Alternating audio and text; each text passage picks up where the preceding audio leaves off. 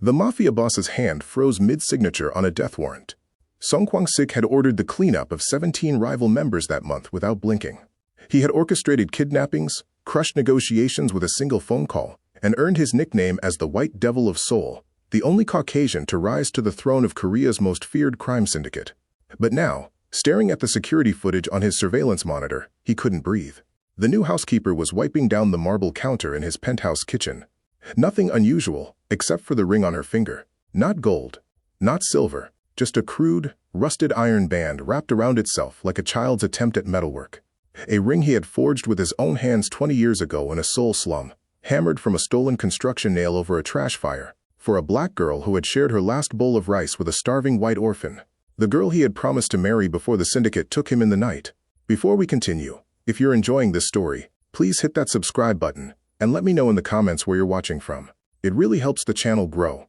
Now let's get back to the story. Song Kwang-Sik controlled the Seoul docks. His obsidian glass penthouse overlooked the Han River, a fortress of shadows and steel 60 floors above the streets where he once begged for scraps. His name commanded silence in every room he entered, the kind of silence that preceded either fortune or a funeral. His underground empire generated more money in a week than most families would see in 10 lifetimes. Yet he couldn't sleep. Every night he lay in his custom-made bed, surrounded by bulletproof windows and the hum of security systems, staring at the ceiling until dawn bled through the reinforced glass. His personal physician prescribed pills strong enough to sedate a horse. His therapist suggested meditation. Nothing worked. The White Devil did not dream. He only remembered control. That was what Kwang-Sik needed. Control over every variable, every person, every breath in his presence. That was why he had dismissed his entire household staff 3 weeks ago, when he discovered one of them had photographed a document on his desk. He never found out which one, so he eliminated all 7 of them. Severance packages, NDAs, threats delivered in whispers. His right-hand man, Jin-woo, had presented him with a folder of applications for a new housekeeper. "I need someone who doesn't exist," Kwang-Sik had said. "Someone who doesn't speak unless spoken to. Someone who won't ask questions. Someone invisible." Jin-woo had found exactly that. Debbie Reese, 36 years old, 15 years of experience working for Seoul's wealthiest families. Not a single employer who could recall a conversation with her. No social media, no criminal record, no family ties. She was a ghost who cleaned houses. Perfect. Debbie arrived on a gray Tuesday morning, carrying a single canvas bag and wearing a plain black uniform. Kwang-Sik didn't greet her. He had Jin-woo show her to the staff quarters and explain the rules. No questions about his business. No phone calls from the penthouse. No interaction with guests. She had nodded once, said nothing, bowed slightly, then disappeared into the kitchen to begin her work. That had been 4 days ago. Until tonight, when Kwang-Sik returned early from a negotiation that ended in bloodshed and sat down at his surveillance console to review the security feeds, and saw her, Debbie Reese, standing at his kitchen counter, and on her right hand, catching the light from the LEDs above. That ring. Kwang-Sik's world tilted. The death warrant slipped from his fingers. 20 years collapsed into a single, impossible moment. He rewound the footage, zoomed in, enhanced the image. There was no mistake. The iron was rusted, the metal bent slightly out of round from 2 decades of wear. But the pattern was unmistakable, the triple twist he had hammered into the metal because he didn't know how to make it smooth. His hands were shaking. Song Kwang-Sik, the White Devil of Seoul, the man who had personally drowned a rival in the Han River without flinching, was shaking like a child. He pressed the intercom. "Jin-woo, come to my office, now." The enforcer appeared within 90 seconds. "Boss?" "The housekeeper. I need everything, not the background check you already ran. Everything. Where she was born, where she's lived, where she was 20 years ago." He paused, his eyes fixed on the frozen image of her hand. "I need to know if she was ever in Seoul. In the slums, in the Jongno district. How deep do you want me to go? Deeper than we've ever gone. And no one else can know. If anyone asks, tell them I'm vetting her for security clearance. Nothing more. Understood." Jin-woo. The enforcer paused at the door. 24 hours. When Jin-woo left, Kwang-Sik returned his gaze to the monitor. Debbie was folding the cloth with precise movements. As she turned to leave, the light caught the ring again, and for just a moment, her fingers touched it. A gentle, unconscious gesture. The way someone might touch a memory. Song Kwang-Sik, who controlled an empire built on fear, who had not cried since he was 12 years old, sat alone in his dark office and felt something inside his chest crack open. A promise, made by a starving boy to a girl who had shown him kindness in a world that had shown him none. "I'll come back for you." I'll marry you. I promise. He had broken that promise. He had let the syndicate turn him into something that could never go back. But she had kept the ring.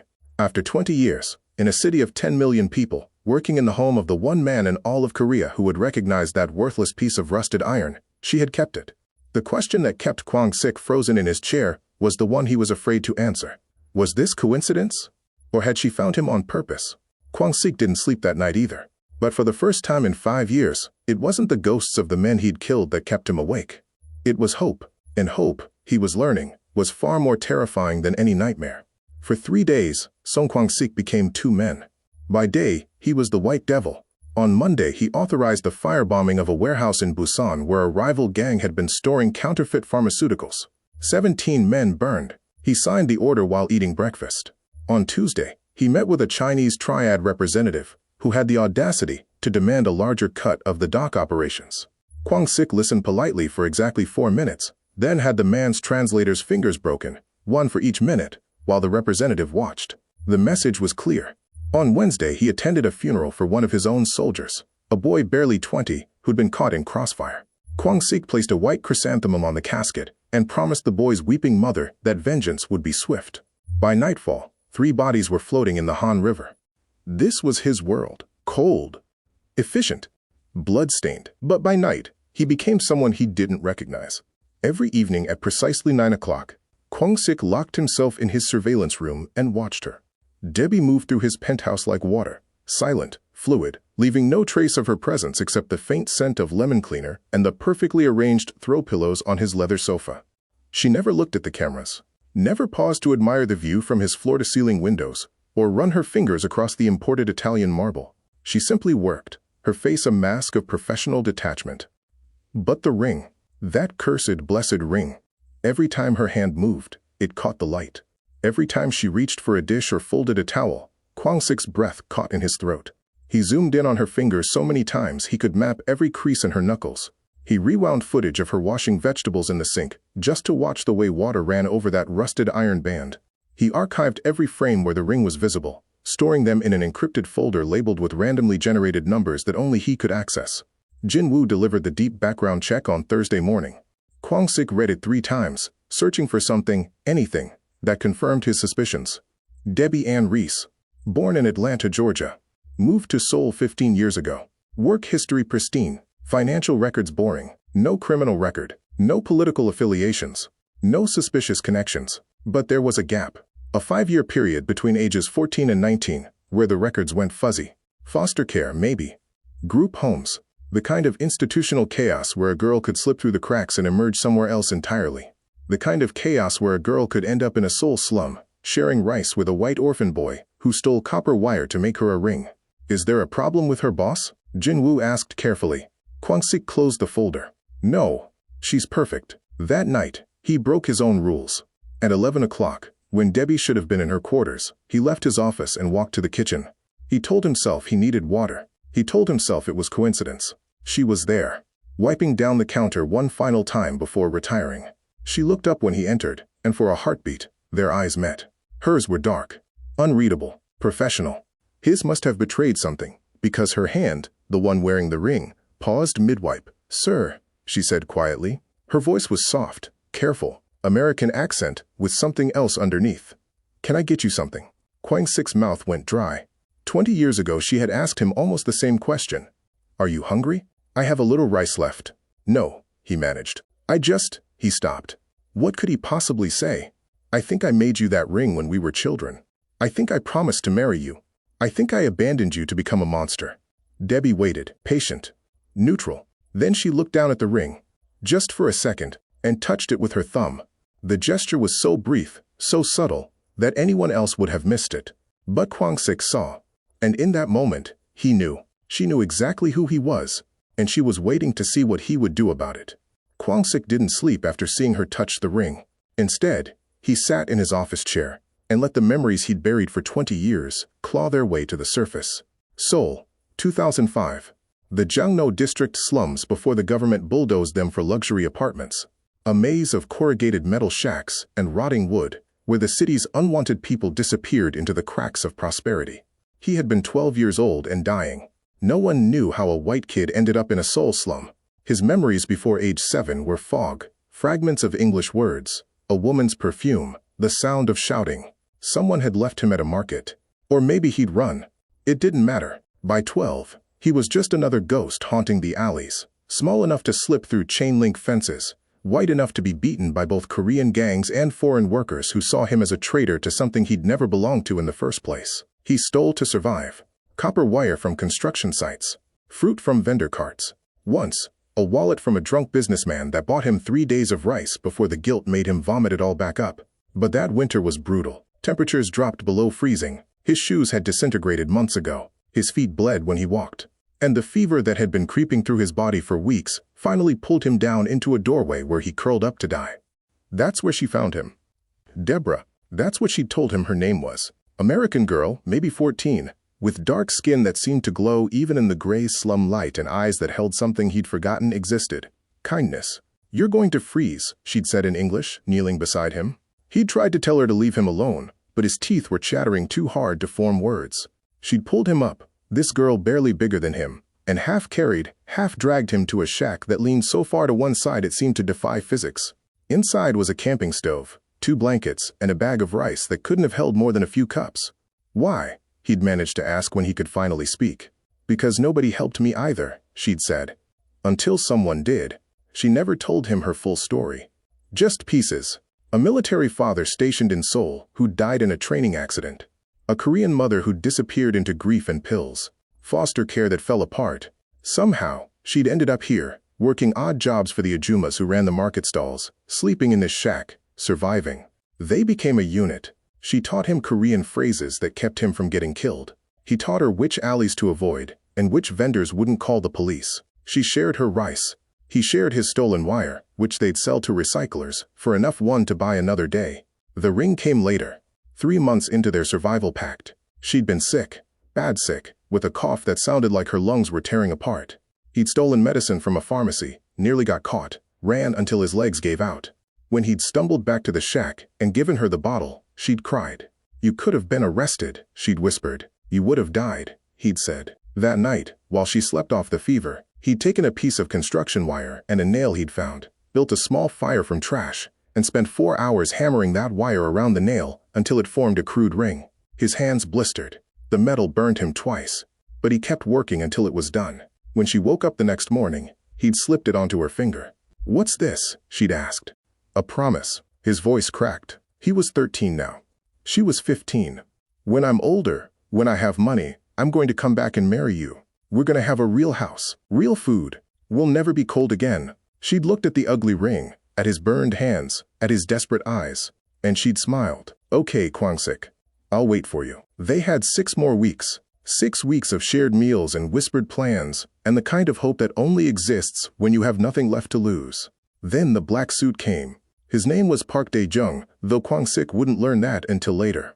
He'd walked into the market on a Tuesday morning, wearing a coat that probably cost more than the entire slum, flanked by 2 men whose eyes scanned for threats the way predators scanned for prey.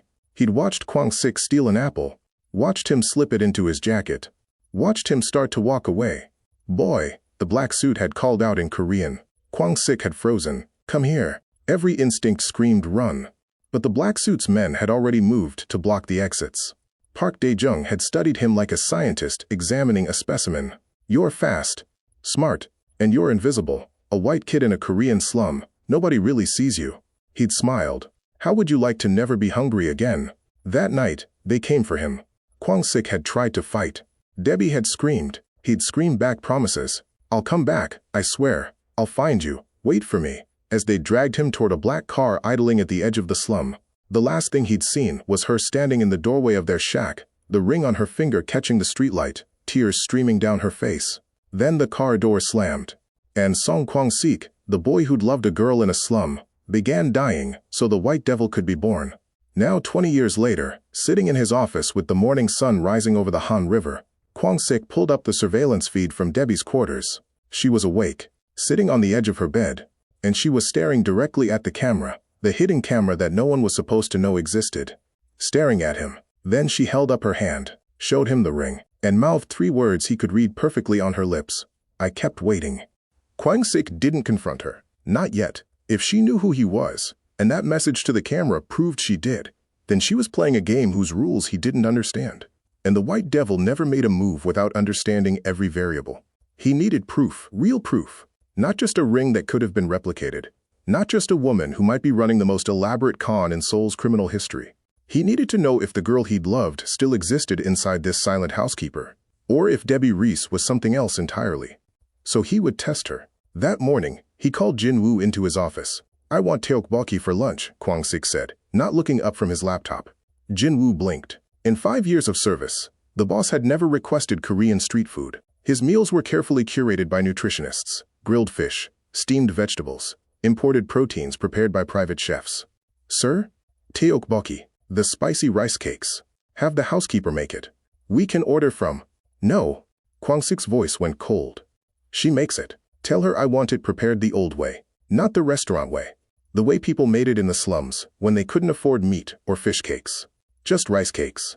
Gochugaru, a little sugar if there is any, and whatever vegetables are about to go bad. The way you make it when you're trying to fill your stomach with almost nothing." Jin-woo's face carefully betrayed nothing, but Kwang-Sik saw the question in his eyes. The boss didn't talk about the slums. Ever. It was an unspoken rule in the organization. Song Kwang-Sik had no past before the syndicate found him. "Understood," Jin-woo said quietly. "And Jin-woo? Tell her exactly that. Word for word. The way people made it in the slums when they had nothing. See what she says." After Jin-woo left, Kwang-Sik pulled up the kitchen camera feed and waited. 20 minutes later, Jin-woo appeared in the frame, speaking to Debbie. Kwang-Sik turned up the volume. "Wants tteokbokki. Made the old way," he said. "The way people in the slums made it when they had nothing." Debbie's back was to the camera, but Kwang-Sik saw her shoulders tense. Just for a moment, then she turned slightly, and he caught her profile. She was smiling. Not the professional smile of a housekeeper receiving instructions. Something else. Something that looked almost like relief. "I understand," she said softly. "What time?" 1 o'clock. After Jin-woo left, Debbie stood motionless in the kitchen for almost a minute. Then she walked to the refrigerator and began pulling out ingredients. Kwang-Sik watched every movement. She didn't look up a recipe. Didn't check her phone. Just moved with the automatic precision of someone who'd made this dish 1,000 times. Rice cakes from the bottom shelf, the cheap ones, not the premium kind his previous chef had stocked. Gochugaru from the spice rack. She opened 3 different vegetable drawers, examining their contents, before selecting a single wilting cabbage leaf and 2 carrots that had seen better days. Then she did something that made Kwang-Sik's chest tighten. She pulled a small container from her personal bag, the canvas bag she'd arrived with, and added a pinch of something to the pot. He zoomed in, enhanced the image. Sugar. Not the refined white sugar in his pantry. Raw brown sugar, the cheap kind sold in plastic bags at market stalls. She brought it with her. For 90 minutes, Kwang-Sik watched her cook. She didn't use measuring cups or timers. Just tasted, adjusted, tasted again. She stirred the pot with a wooden spoon, and once, just once, she closed her eyes and brought the spoon to her lips, tasting the broth the way someone might taste a memory. At exactly 1 o'clock, Jin-woo brought the bowl to Kwang-Sik's office. The smell hit him first. Not the refined, carefully balanced aroma of restaurant tteokbokki. This was sharper, simpler, the smell of survival. Kwang-Sik dismissed Jin-woo with a wave and stared at the bowl. The rice cakes were slightly overcooked, the way they got when you had to stretch every ingredient. The broth was thin but aggressively spicy, the kind of spicy that made you forget you were hungry because your mouth was on fire. The vegetables were cut irregularly, some pieces bigger than others. It was perfect. Exactly how Debbie used to make it in the shack, when they'd saved enough to buy rice cakes. Exactly how she taught him to eat it. Blow on it twice, not 3 times, because if you waited too long it would congeal and waste heat. His hands were shaking as he lifted the chopsticks. The first bite transported him. Suddenly he was 13 again, sitting on a floor that was more dirt than wood, sharing a single bowl with a girl who made hunger feel less like dying. She'd always given him the bigger pieces. He'd always pretended not to notice. The spice level was exact. Not restaurant spice. Slum spice, where you used cheap gochugaru and compensated with extra heat because pain was a better distraction than hunger. And the sweetness. That barely there sweetness from raw sugar that made the heat tolerable. That made you feel like maybe tomorrow wouldn't be quite so hard. Kwang-Sik ate slowly. He'd forgotten how to taste food like this. Food that wasn't about nutrition or status or carefully calculated macros. Food that was about survival. About love. When the bowl was empty, he sat back in his chair and pulled up the kitchen camera again. Debbie was standing at the sink, washing dishes, but her hands had stopped moving. She was staring out the window, and even from the camera angle, Kwang-Sik could see the tears on her face.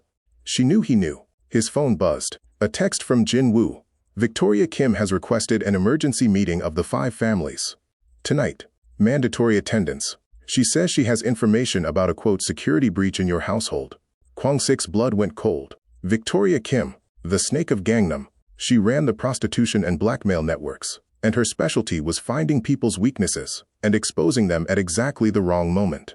If Victoria knew about Debbie, if she'd somehow discovered the connection, she wouldn't just use it for leverage. She'd weaponize it. She'd present it to the entire council as proof that the White Devil had gone soft, that he was compromised, that he was weak.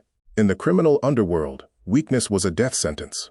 Kwang-Sik looked back at the screen, at Debbie wiping her tears with the back of her hand, at the ring catching the afternoon light. He had 8 hours before the meeting.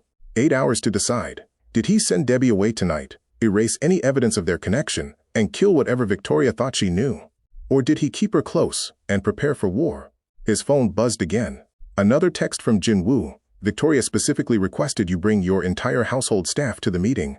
She says it's, quote, protocol for security reviews. Boss, this is a trap. Kwang-Sik's jaw tightened. Victoria wasn't just planning to expose Debbie. She was planning to humiliate her in front of every major crime boss in Seoul. And if he refused to bring her, he'd look like he had something to hide. The White Devil stood up and walked to his window, staring out at the city he controlled. Somewhere below, in his kitchen, was the only person who'd ever seen him as human. And tonight, he'd have to decide which mattered more, his empire or his soul. Kwang-Sik had 6 hours before the 5 families meeting. 6 hours to confirm what his heart already knew, but his mind refused to accept. The tteokbokki was evidence, yes, but it could still be explained away. A lucky guess, research, a con artist who'd done her homework. But there was one thing no amount of research could fake. Memory lived in music deeper than it lived anywhere else. At 4 o'clock, Kwang-Sik walked down to his living room, a vast space of white marble and black leather that he never used, and sat at the Steinway grand piano that had cost more than most people's homes. He'd bought it 3 years ago, because a designer said it would complete the space. He'd never touched it. Until now. He pulled up the surveillance feed on his phone, angling it, so he could watch the kitchen while he played. Debbie was there, preparing his dinner. She moved efficiently, chopping vegetables with the same quiet precision she brought to everything. Kwang-Sik positioned his fingers on the keys. They felt foreign, stiff. He hadn't played piano in 20 years. Hadn't played anything. The syndicate had trained him in weapons, negotiation, psychological warfare. Music was a weakness. Art was a luxury. Sentiment was suicide. But before the syndicate, there had been the slums. And in the slums, there had been the Ajuma, with the broken radio, Mrs. Cho. She'd run a pojangmacha, a tiny street food cart, 3 blocks from their shack. She was half-deaf and mostly blind, but somehow she'd survived in that brutal ecosystem by making the best mandu in the district. Her radio had been her most prized possession, an ancient transistor that picked up exactly 1 station, a music channel that played old Korean ballads from the 1980s. One song in particular had played every evening at sunset. Kwang-Sik never learned its name, but he and Debbie had heard it so many times, sitting on the curb near Mrs. Cho's cart, trying to catch warmth from her cooking fire, that the melody had burned itself into their bones. On cold nights in the shack, when they couldn't sleep from hunger or fear, Debbie would hum it. She had a terrible singing voice, off-key and fragile, but she'd hum that melody, and somehow it made the darkness less heavy. "It's our song," she'd told him once. "When you come back for me, when we're in our real house with real food, I want this playing at our wedding." He'd been 14. She'd been 16. They'd both known the promise was impossible. He'd agreed anyway. Now Kwang-Sik closed his eyes and let his fingers find the melody. The first notes came out wrong, clumsy, hesitant. His hands remembered fighting, not music. But slowly, painfully, the song emerged from 2 decades of silence. It was a simple melody. Melancholic and sweet, the kind of thing that made you ache for something you couldn't name. His playing was rough, unpracticed. He hit wrong notes. His timing was off. But the core of it was there, that haunting progression that had drifted through the slum air every evening at sunset. On his phone screen, he watched Debbie freeze. The knife in her hand stopped mid-chop. Her entire body went rigid, like she'd been struck by lightning. For a long moment, she didn't move, didn't breathe. Then, slowly, she set down the knife. Kwang-Sik kept playing, his eyes locked on the screen. Debbie walked toward the living room. He could hear her footsteps in the hallway even over the music, soft, hesitant steps that came closer with each measure. She appeared in the doorway. Their eyes met across the expanse of white marble. Kwang-Sik's fingers stumbled, but he forced himself to keep playing. To finish the melody. To offer her this one piece of the boy he used to be. Debbie's hand rose to her mouth. The hand with the ring. It was trembling so violently that the rusted iron caught the light in stuttering flashes. When the final note faded, the silence was deafening. "You remembered," she whispered. Her voice cracked on the second word. Kwang-Sik stood up from the piano bench. His heart was hammering so hard he could feel it in his throat. "I never forgot." A tear rolled down her cheek. Then another. "I looked for you. After you were taken, I searched for years. But Song Kwang-Sik didn't exist anymore. You'd disappeared. They gave me a new identity. New papers. New everything." His voice sounded foreign to his own ears. Too raw, too honest. "I tried to find you too. When I was 18, when I had enough rank to ask questions. But Deborah, with no last name, an American girl in the Jongno slums, you'd disappeared too. I went back to America. Foster system finally tracked me down, put me on a plane." She wiped her face with the back of her hand. "But I came back. As soon as I turned 18, I came back to Seoul. I kept thinking maybe you'd come looking for me. Maybe you'd—" "I should have," Kwang-Sik interrupted. "I should have burned the whole city down until I found you." "Why didn't you?" The question hung between them like a blade. "Because I was afraid. Because I'd become something you would hate. Because the white devil doesn't have a weakness. And you were the only weakness I've ever had." Before he could answer, his phone exploded with alerts. Not one. Not two. 7 messages. All from Jin-woo. Each more urgent than the last. Kwang-Sik looked down at the screen and felt his blood turn to ice. "Boss, Victoria knows everything. She has photos. You and Debbie in the slums. Someone dug up old surveillance from the market district. She's sending them to all 5 families right now. There's more. She found Debbie's sealed juvenile records from America. Before Seoul. Boss, this is bad. She's claiming Debbie was planted by the FBI. Meeting moved up to now. They're demanding you bring her immediately, or they're voting to remove you as head of family." Kwang-Sik looked up at Debbie. She'd gone pale, her eyes wide with fear. "What is it?" she asked. Before he could answer, the penthouse elevator chimed. The private elevator. The one that only activated with his personal code, or an override from the 5 Families Council. The doors opened, and Victoria Kim stepped out, flanked by 6 armed men. She was beautiful in the way a blade was beautiful. Sharp, cold, and designed to cut. Her red lips curved into a smile that didn't reach her eyes.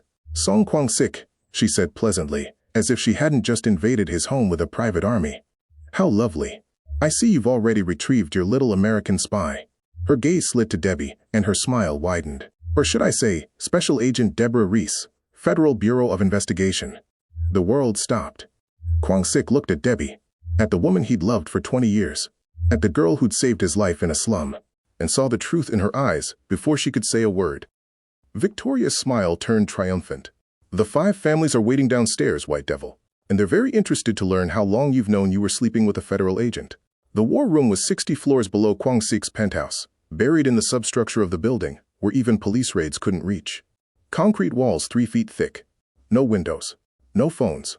No escape. The 5 families sat around an obsidian table that looked like a slab of frozen night. Each head had 2 guards behind them. Each guard had a hand near their weapon. This was a council built on mutual threat. The moment the balance tipped, the bloodbath would be spectacular. Kwang-Sik entered with Debbie at his side, and Jin-woo 2 steps behind. Every eye in the room locked onto her. Onto the black woman in a housekeeper's uniform, walking into the heart of Seoul's criminal empire. Onto the ring on her finger. Victoria Kim sat directly across from Kwang-Sik's chair, her smile sharp enough to draw blood. To her left was Chen Wei, the Chinese triad representative who controlled the drug trade. To her right, Park Dae-jung, the black suit who'd taken Kwang-Sik from the slums 20 years ago, now white-haired and calculating.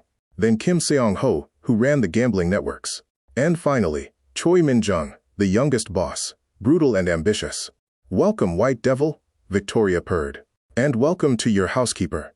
Please, both of you sit." There was only one chair at Kwang-Sik's position, a deliberate insult. Debbie would have to stand like a servant while her life was dissected. "She sits," Kwang-Sik said flatly. Jin-woo immediately pulled a chair from the wall. Debbie sat, her spine straight, her face carefully neutral. But Kwang-Sik saw her hand trembling in her lap, saw her thumb unconsciously touching the ring. Victoria's smile widened. How protective, it's almost sweet. She opened a folder on the table. "Let me share what I've learned about Miss Deborah Ann Reese.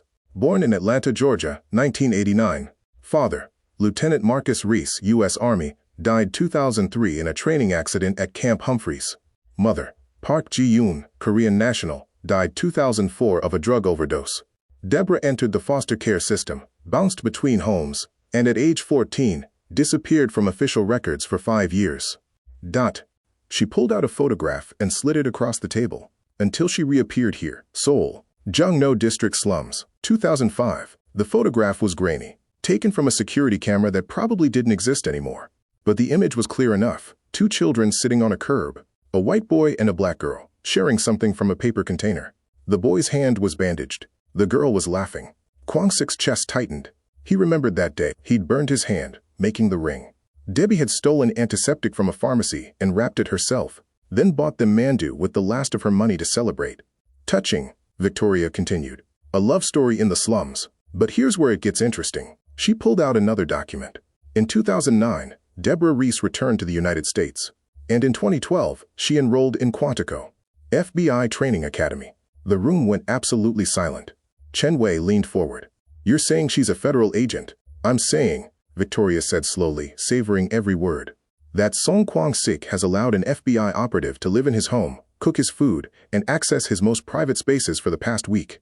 The question is, did he know? All eyes turned to Kwang-Sik. He felt the weight of the moment. One wrong word, and they'd kill him right here. Not even Jin Woo could stop 5 bosses and their guards.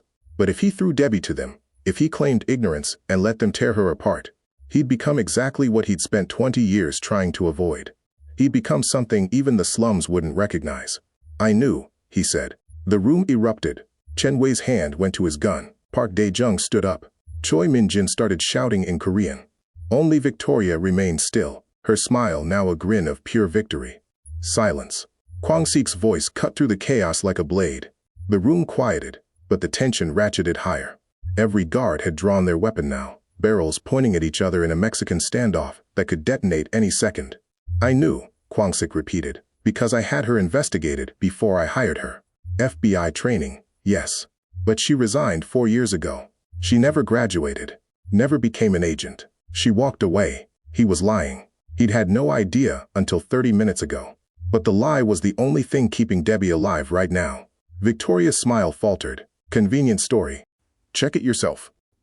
Kwang-Sik leaned back in his chair, projecting a confidence he didn't feel. She left Quantico in 2012.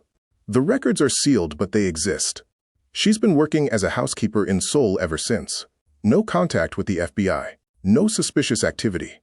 Nothing. Then why? Victoria said softly, dangerously. Is she wearing that pathetic ring? Why does she have photographs from 20 years ago? Why did she specifically apply to work in your household? She stood up, walked around the table, and stopped directly behind Debbie's chair. Unless this whole thing is a long con.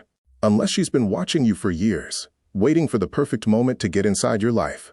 Victoria's hand shot out and grabbed Debbie's wrist, yanking it up to display the ring. What is this? A tracking device? A microphone? It's a ring, Debbie said quietly. Her first word since entering the room. A promise. Victoria laughed. A promise. From whom? From me. Kwang-Sik stood. I made it for her 20 years ago, before any of you knew my name. Park Dae-jung's eyes widened. The old man remembered. He'd been there the night they'd taken Kwang-Sik from the slums. This is absurd, Chen Wei spat. You expect us to believe this is about childhood romance? You expect us to. Victoria ripped the ring off Debbie's finger. The movement was so sudden, so violent, that Debbie cried out. The rusted iron had been on her finger for 20 years. It didn't come off easily. Victoria had to twist it, and Kwang-Sik saw blood on Debbie's knuckle, where the metal scraped skin. Let's see what this promise is really made of, Victoria said. She walked to the decorative fountain in the corner of the room, a pretentious marble monstrosity filled with koi fish, and held the ring over the water. If it's just a sentimental trinket, you won't mind if it disappears. But if it's evidence of a federal operation... Victoria, Kwang-Sik's voice was deadly quiet. Give it back. Or what? She smiled. You'll start a war over a piece of garbage? You'll destroy the 5 families' alliance because your little spy is upset? Every boss in the room was watching now. This was the test. This was Victoria forcing him to choose, his empire or his heart. Kwang-Sik looked at Debbie, at the blood on her finger, at the tears she was trying desperately to hold back. Then he looked at Victoria, at the ring dangling over the water, and he did something no one in that room, least of all himself, expected. He knelt. The white devil of Seoul, the man who commanded thousands, who had killed without mercy, who had never bowed to anyone, dropped to one knee in front of Victoria Kim. The room went dead silent. "Please," Kwang-Sik said. Just that one word, quiet, honest, human. Victoria's smile vanished. This wasn't in her script. She'd expected rage, violence, pride. Not this. Not surrender. Before we continue with what happens next, if you're as invested in this story as I am, please hit that subscribe button and drop a comment telling me, do you think Kwang-Sik is making the right choice, or is he destroying everything he's built? Let me know below. Now, back to the story. "You're kneeling," Victoria said, her voice uncertain for the first time. "The white devil is kneeling." "For her," Kwang-Sik said. "Only for her." Park Dae-jung suddenly stood. "Enough." Everyone turned to look at the old man. "I was there," Park continued, his voice heavy with memory. 20 years ago, the night we found him in the slums. I remember the girl. I remember him screaming her name as we drove away." He looked at Victoria. "Give him the ring. This isn't about the FBI. This is about something none of us understand anymore." "You're going soft," Victoria hissed. "No," Park said quietly. "I'm remembering what we all forgot. We were all children once. We all made promises we couldn't keep." Victoria's hand trembled over the water. The ring swung on her finger, hypnotic and damning. Then she dropped it. The ring fell in slow motion, tumbling through the air toward the koi pond, where it would sink into the murky water and be lost forever. Kwang-Sik moved. He lunged forward, crashed into the fountain, his hand plunging into the water. He felt the cold shock of it, felt the ring hit his palm, and closed his fist around it. When he stood up, water streaming from his expensive suit, the entire room was staring at him like he'd lost his mind. Maybe he had. He walked back to Debbie, still kneeling on the marble floor, and opened his hand. The ring sat in his palm, small and rusted and worthless to everyone except them. "I'm sorry," he said, his voice breaking. "I'm sorry I left you. I'm sorry I became this. I'm sorry, Debbie stood, took the ring from his hand, and slapped him across the face so hard his head snapped to the side. The sound echoed in the silent room. "You don't get to kneel," she said, her voice shaking with 20 years of rage and grief and love. "You don't get to play the hero now. You know what I am. You know what I was. And you still don't understand." She held up the ring. "I didn't resign from Quantico because I gave up. I resigned because I found you. Because my mission, was to infiltrate your organization and bring you down. The world stopped. I was FBI," Debbie continued, tears streaming down her face. "I was their best chance at destroying the white devil. And I quit because I saw your face in a surveillance photo and realized the monster I was hunting was the boy I loved." She put the ring back on her bleeding finger. "So don't kneel. Don't apologize. Either kill me for what I am or—" The door exploded inward. Armed men in FBI raid jackets flooded the room, weapons drawn, shouting in English and Korean. 20 agents, 30 more streaming in from multiple entrances that shouldn't have existed. And at the front of them, a man in a black suit with a badge on his belt and a gun, pointed directly at Kwang-Sik's head. "Special Agent Marcus Reese," the man said. "And yes, before you ask, I'm her father. The father who didn't die in Korea. The father who's been running the longest undercover operation in FBI history." He smiled. "And my daughter just gave us everything we need to end all of you." Time fractured into 1,000 pieces. FBI agents flooded the room like water breaking through a dam. Red laser sights danced across every surface. Chests, heads, hands. The 5 families' guards raised their weapons but froze, outnumbered 3-1. Chen Wei reached for his gun and immediately had 4 rifles pointed at his skull. But Kwang-Sik only saw one thing, the man claiming to be Debbie's father, Marcus Reese. Alive, standing there in tactical gear, with the confidence of someone who'd been planning this moment for years. "Don't move," Marcus said, his weapon steady on Kwang-Sik's forehead. "Any of you. This room is surrounded. This building is surrounded. You're done." Victoria Kim laughed, a sharp, brittle sound. "You think you're the first federal agent to try this? We have judges, prosecutors, politicians. You have nothing that will stick." "I have 20 years of recorded conversations," Marcus said calmly. He nodded toward Debbie. "Everything she heard, everything she saw, every dinner conversation, every phone call, every moment of your miserable lives. All recorded, all admissible." Kwang-Sik's mind was racing, but his eyes stayed locked on Debbie. She was standing absolutely still, her face a mask of anguish. The ring was still on her finger, blood still on her knuckle. "You wore a wire," he said quietly. Not a question. A realization. "No," Debbie whispered. "Never. I swear I never." "The ring," Marcus interrupted, and his voice held something that might have been pride. The ring was the wire. State-of-the-art surveillance tech wrapped in iron to look like trash. "She's been broadcasting everything for the past week." The words hit Kwang-Sik like bullets.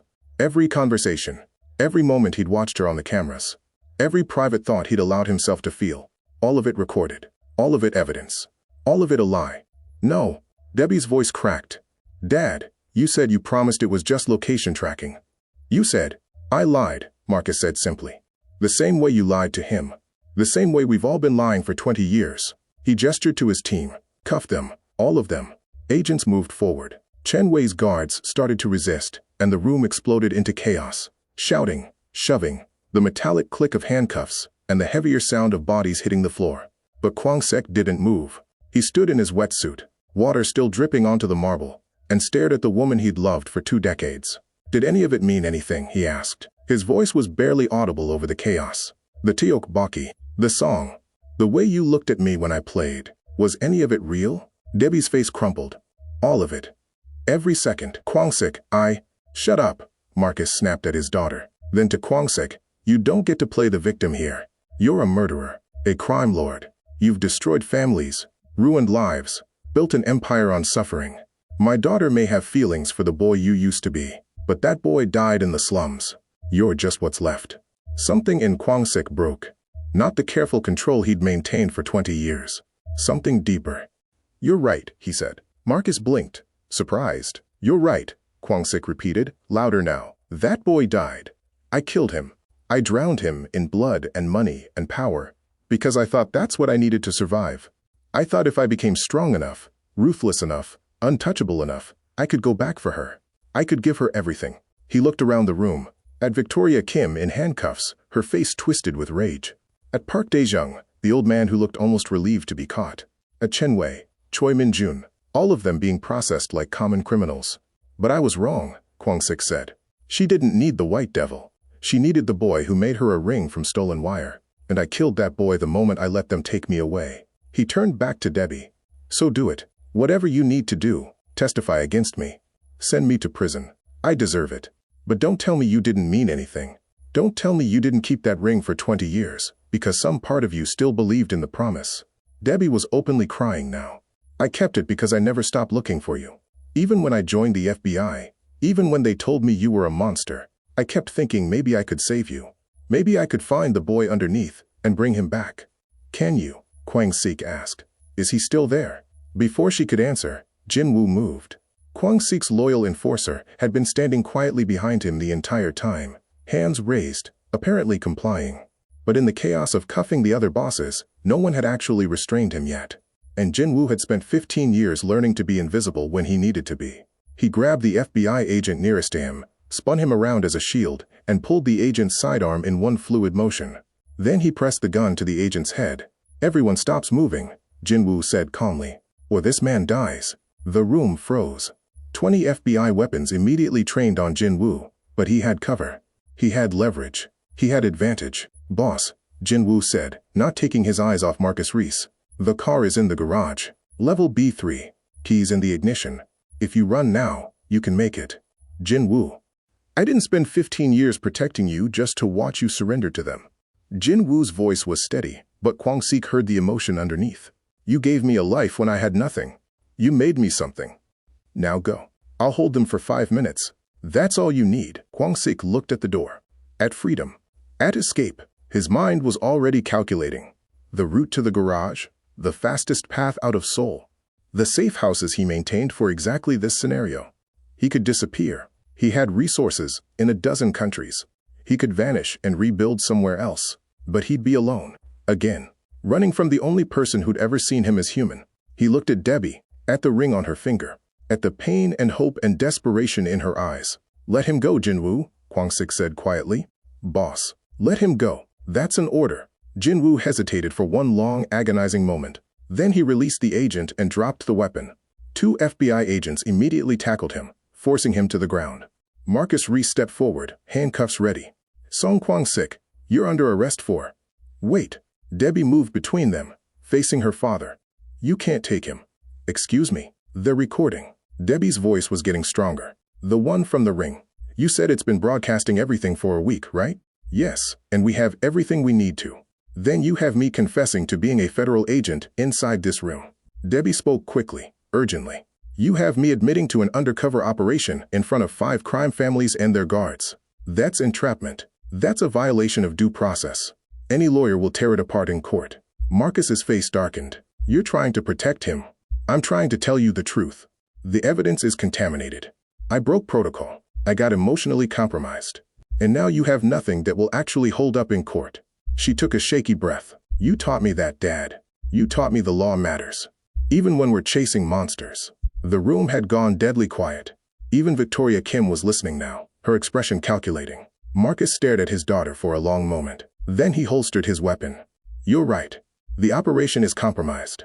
He turned to his team. Release them. Sir. One of the agents looked confused. You heard me. We don't have clean evidence. Let them go. The FBI agents reluctantly began removing handcuffs. Victoria Kim immediately headed for the door, not waiting for anyone. Chen Wei and the others followed, their guards forming protective circles. But Park Dae-jung stopped next to Kwang-Sik. The old man who'd taken him from the slums 20 years ago looked at him with something that might have been regret. I'm retiring, Park said quietly. After tonight, I'm done with this life. He glanced at Debbie.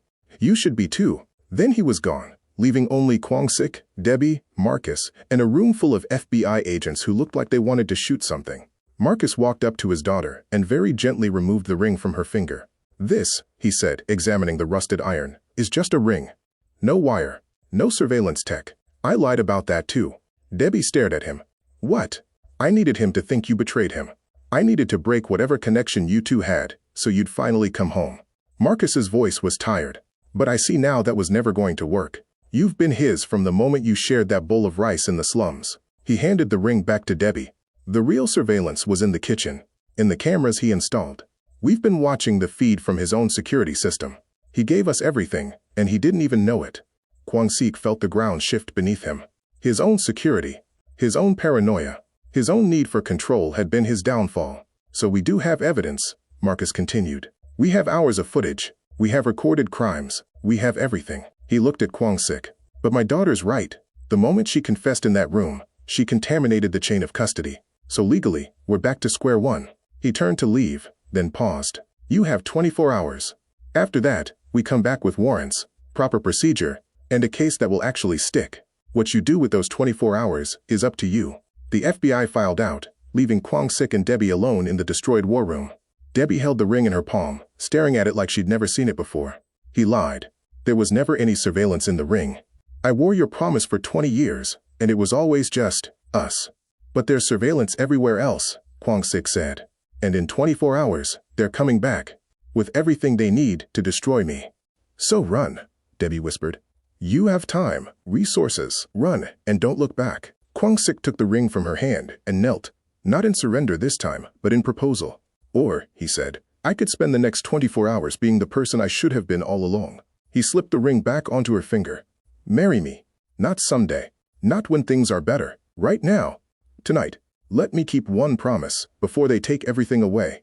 Debbie looked down at him, at the white devil on his knees, offering her nothing but ruins in 24 hours. Her answer would determine if the boy in the slums had ever really existed at all. Debbie didn't answer. She just looked at him, at the man on his knees with 24 hours of freedom left, and pulled her hand away. No, she said softly. The words shattered something in Kwang-Sik's chest. He stayed kneeling, frozen, as she stepped back. You don't get to propose to me in the ruins of your empire, Debbie continued, her voice steady despite the tears. You don't get to make this romantic. This isn't a fairy tale. This is you finally facing what you became. I know what I became, Kwang-Sik said. That's why I'm asking you to. To what? Marry you before you go to prison? Stand by you while you pay for 20 years of blood? Be the prize you win for finally feeling guilty? She shook her head. I didn't keep this ring because I wanted the white devil to come back for me. I kept it because I hoped the boy I loved was still alive somewhere. But I don't know if he is. And you don't either. She walked to the door, then paused without turning around. If you want to keep your promise, don't marry me. Find out who you are without the empire, without the power, without any of it. Then, if that person still wants me, if that person is even real, come find me. Not as a boss, Not as a criminal. Just as you. Then she was gone. Kwang-Sik stayed on his knees for a long time after she left. The war room was empty now. Just him and the destroyed fountain, and the weight of 20 years pressing down on his shoulders. Jin Woo appeared in the doorway, bruised from the FBI tackle, but otherwise intact. Boss, we need to move. 24 hours isn't much time to liquidate assets and disappear. I'm not running, Kwang-Sik said. Then what? I'm letting her go. Kwang-Sik finally stood up. His knees ached. His suit was still wet. He looked like a man who'd lost everything. Call my lawyers. Tell them to prepare a full confession. Every crime. Every name. Everything. Jin Woo's face went pale. You'll spend the rest of your life in prison. I know. Kwang-Sik walked past him, heading for the elevator. But at least I'll spend it as myself. Not as this. He went back to his penthouse. Debbie's things were already gone. Her small canvas bag, her uniforms, even the cheap brown sugar she'd brought from her personal supplies. The only trace of her was the faint scent of lemon cleaner, and the memory of her humming that melody in his kitchen. Kwang-Sik changed out of his wetsuit into jeans and a simple black shirt. Clothes he hadn't worn in years. Clothes that didn't scream power or wealth or violence. Just clothes. Then he walked out of his building, past the doorman who bowed, past the security who watched him with worried eyes, past Jin Woo, who tried one more time to convince him to run. He walked into Seoul on foot. No car, no guards, no gun, just a man trying to remember how to be human. He didn't know where Debbie had gone, but he knew how to find her. Not with surveillance, or criminal networks, or money. The old way. The way they'd found each other in the slums when they had nothing. He went back to Jongno. The district had been rebuilt. Luxury apartments where the shacks used to stand. Trendy cafes where Mrs. Cho's Pojang matcha had been. But some things remained. The market. The narrow alleys. The rhythm of people trying to survive. He searched for 3 hours. Asked vendors if they'd seen an American woman. Checked the small churches where aid workers sometimes gathered. Walked the streets they used to walk when the world was small and terrible and somehow simpler. He found her at sunset, sitting on the steps of an old community center that used to be a shelter. She was holding a paper container of tteokbokki from a street cart, eating slowly, staring at nothing. Kwang-Sik sat down next to her. Didn't say anything. Just sat. They stayed like that for a long time, watching the sun paint the Seoul sky orange and gold. Finally, Debbie spoke. I went to the FBI office after I left. Told them everything. Every detail about your organization that I'd learned in the past week. Locations, names, operations. I gave them enough to build a case that will actually stick. Kwang-Sik nodded. Good. Good? She turned to look at him. I just destroyed everything you built. No, he said quietly. I destroyed it. 20 years ago, when I chose power over you.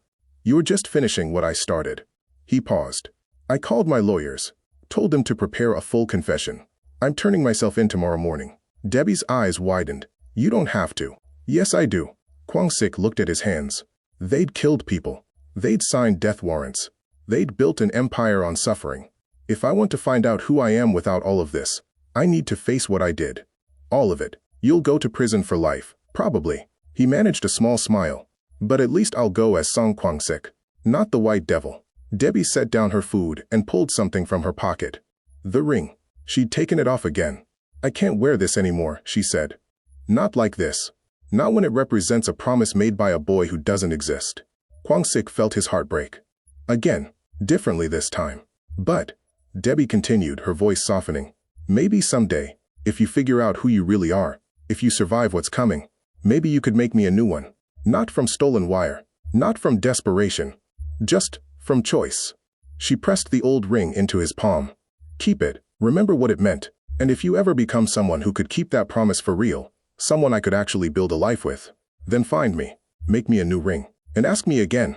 Kwang-Sik closed his fist around the rusted iron. How will I find you? The same way you found me tonight. Debbie stood up, brushing off her jeans. Without the power, without the network. Just, look. She started to walk away, then stopped. My father's not really dead, obviously. But he is retiring. He said. She took a shaky breath. He said he spent 20 years lying to me about who he was, and he doesn't want to die with that being our only truth. So he's going to therapy. He's going to try to be an actual father. That's good, Kwang-Sik said. Yeah. Debbie smiled sadly. Turns out we all have monsters to face. Some of us just choose to do it earlier than others. She walked away into the Seoul evening, disappearing into the crowd of people heading home from work, to dinner, to normal lives that didn't involve crime or betrayal or promises made in slums. Kwang-Sik sat on those steps until the stars came out. Then he pulled out his phone and made a call. "Jin-woo, I need you to do something for me. One last thing before I turn myself in." "Anything, boss." "Stop calling me boss." Kwang-Sik looked at the ring in his palm. "And I need you to find someone for me. A woman named Mrs. Cho. She used to run a pojangmacha in Old Jungno. She'd be in her 70s now if she's still alive. I need to know what happened to her." "Why?" "Because she was kind to 2 starving kids once. And I never thanked her." Kwang-Sik stood up, his knees protesting. "I have 24 hours to become someone worth saving. I'm going to spend it paying debts." He spent that night finding people. The vendor whose wallet he'd stolen at 12, he left an envelope with 20 times what he'd taken. The construction site he'd stolen wire from, he tracked down the foreman and paid for the equipment.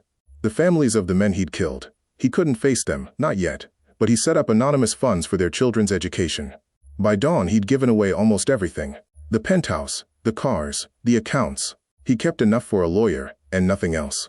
At 8 a.m., Kwang-Sik walked into the Seoul Metropolitan Police headquarters and asked to speak to Detective Lee Soo-min, the organized crime specialist who'd been chasing him for a decade. "I'm Song Kwang-Sik," he said when the detective arrived. "And I'm here to confess." The detective stared at him like he'd grown a second head. "This is a joke." "No joke." Kwang-Sik held out his wrists for handcuffs. "I'm ready to tell you everything. Every crime, every operation, every name. But I have one condition. The White Devil doesn't get to make conditions. Song Kwang-Sik does." He met the detective's eyes. "I want it on record that Debbie Reese had no knowledge of my criminal activities. She was just a housekeeper. Nothing more. Whatever the FBI thinks they have, whatever Victoria Kim claimed, it's not true. Debbie is innocent." Detective Lee studied him for a long moment. "You're protecting her." "I'm telling the truth," Kwang-Sik said. Finally, they processed him. Fingerprints, photos, booking. Kwang-Sik went through it all without resistance, without lawyers making demands, or Jin-woo making threats. Just a man accepting consequences. They put him in a cell to wait for arraignment. Gray walls, metal bed, a small window that showed a square of sky. Kwang-Sik sat on that bed and pulled out the ring. The rusted iron caught the morning light, and for a moment, he was 13 again. Poor. Starving. But human. A guard appeared at his cell. "You have a visitor." Kwang-Sik's heart jumped. Debbie? Had she come to? But it was Jin-woo who walked into the visiting area. His loyal enforcer, his right hand, his only real friend in 20 years of blood and empire. "I found her," Jin-woo said. "Mrs. Cho. She's alive. Runs a small restaurant in Itaewon now.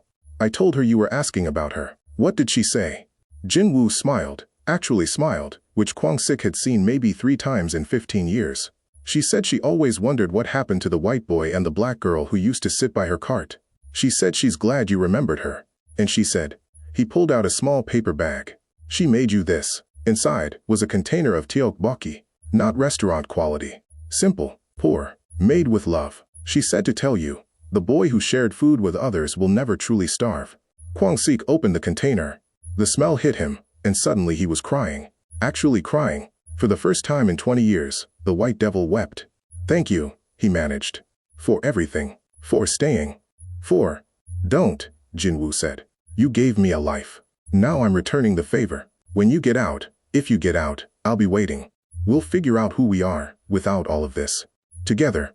After Jin-woo left, Kwang-Sik ate the tteokbokki slowly, savoring each bite. It tasted exactly like memory. Exactly like hope. His arraignment was set for the next morning. The charges were extensive. Racketeering, murder, conspiracy, money laundering. The prosecutor called it the biggest organized crime case in Korean history. The judge asked how he pled. "Guilty," Kwang-Sik said. "To everything." The courtroom erupted. His lawyers tried to object, but Kwang-Sik silenced them with a look. "I'm guilty," he repeated. "And I'm ready to face whatever punishment the law decides. But I want it on record. I'm not the White Devil anymore. I'm just Song Kwang-Sik, and I'm trying to be better." The trial took 6 months. Every day, Kwang-Sik sat in that courtroom and told the truth. Every crime, every victim, everything. He was sentenced to 25 years in prison. On his first day in the general population, someone tried to kill him. A hired knife from one of the families he'd betrayed. Kwang-Sik could have fought back. He had the training, the instincts. But instead, he took the first cut to his side and simply said, "I'm sorry. I'm sorry for everything I did." The attacker hesitated. That hesitation gave the guards time to intervene. Kwang-Sik spent 2 weeks in the infirmary recovering. When he woke up, there was a letter waiting for him. No return address. Just a few lines in handwriting he recognized. "I heard what you did in court. I heard how you took responsibility. I heard you're trying to be better. I don't know if 25 years is enough time to find out who you really are. But I'm willing to wait and see." The boy in the slums would have done the same. Kwang-Sik held that letter like a lifeline. 5 years later he got another one. Then another at 7 years. Short letters. Updates on her life. She'd gone back to school. Was studying social work. Wanted to help kids like they used to be. She never said she forgave him. Never said she was waiting for him. Just kept him updated, like she was talking to an old friend who'd moved away. At year 10 the letter was different. "I'm getting married. His name is James. He's kind. He makes me laugh. He's never killed anyone. I wanted you to hear it from me first. I hope you're not angry. I hope you understand. I kept our promise as long as I could. But I need to live my life. I hope you find peace. Debbie." Kwang-Sik read that letter 100 times. And every time, it hurt exactly the same. But he didn't break. He kept working on himself. Therapy. Education. He started teaching other inmates how to read. He ran a support group for men, trying to leave gang life. He became the person he should have been 20 years ago. At year 15, he got a visitor. Debbie walked into the visiting room wearing a simple dress. No ring on her finger, not his rusted iron, and not a wedding band either. "Hi," she said, sitting down across from him. "Hi," Kwang-Sik said. His voice cracked. "I thought you were married." "I was. For 3 years. Then I realized I was trying to forget someone by replacing him, and that wasn't fair to James. So we divorced. Amicably." She smiled sadly. "Turns out you can't build a life on running away from your past." "I'm sorry," Kwang-Sik said. "I never wanted to." "I know." Debbie reached across the table, and he realized she could touch his hand. The rules had changed. Good behavior, maybe. Or the guards just didn't care. "I came here to ask you something. You have 10 years left on your sentence. When you get out, what are you going to do?" Kwang-Sik thought about it. Really thought about it. "I'm going to open a restaurant," he said finally. "In Jongno, near where the slums used to be. I'm going to serve tteokbokki and mandu to kids who don't have money. And I'm going to hire people who need second chances." Debbie's eyes filled with tears. "That sounds perfect." "And then," Kwang-Sik continued, his heart hammering, "if you'll let me, I'm going to find you. I'm going to show you the restaurant. And I'm going to ask if you'd like to help me run it. Not as my wife, not as my anything. Just as Debbie and Kwang-Sik, 2 people who survived the slums and maybe deserve a chance to build something good." "And the ring?" she asked softly. Kwang-Sik pulled something from his pocket. He'd been saving it for years, working on it in secret during rec time. A new ring, made from copper wire, donated by the prison workshop instructor. Carefully hammered, carefully shaped. Not perfect, but made with choice, not desperation. "This one," he said, "isn't a proposal. It's a promise. That I'll keep trying to be better. That I'll build something worth coming home to. That when I get out, I'll be someone who deserves a second chance. Not from you, from myself." Debbie took the ring, examined it. Then she slipped it onto her right hand, not the ring finger, but her index finger. 10 years, she said. "You have 10 years to prove that the boy I loved actually exists. And if he does, if you build that restaurant and help those kids and become someone real, then maybe we can talk about what comes next." She stood up to leave, then paused. "Oh, and Kwang-Sik? My father died last year. Heart attack. But before he did, he told me to tell you something. The white devil scared him, but Song Kwang-Sik impressed him. He said you did something none of them expected. You changed." She left, and Kwang-Sik sat in that visiting room, holding the memory of her hand on his. 10 years. He could do 10 years. He could do anything, if there was hope at the end. Thank you so much for watching this story. If you enjoyed this journey of redemption and second chances, please hit that subscribe button and check out our other videos as they drop. Every day we bring you stories that will make you feel something real. Drop a comment below telling me, do you think Kwang-Sik and Debbie will find their way back to each other? Would you give him a second chance? Let me know. Until next time, remember, sometimes the bravest thing you can do is become who you were always meant to be.